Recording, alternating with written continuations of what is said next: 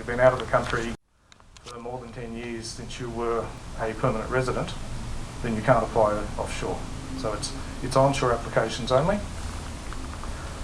You almost certainly won't be able to apply over the internet as well. We do have an internet application process for the RRV, but unless you've held a permanent visa, it won't actually allow you to proceed. So it'll basically refer you to a departmental office. There are two requirements beyond the fact that you were a former permanent, that you are a former permanent resident. You must be able to show substantial ties of benefit to Australia.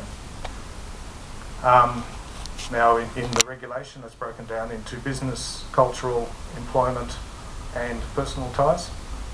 I suppose it's one area where New Zealand citizens have a distinct advantage over a lot of other nationalities, because to live in Australia, a lot of nationalities actually need a visa that allows them to live. New Zealand citizens get that on arrival. So for example, one of the reasons to show substantial ties is substantial residence. So if you've been living here for a number of years, then you will qualify that against this requirement fairly comfortably. Employment ties. The fact that you've been employed will actually go towards that as well.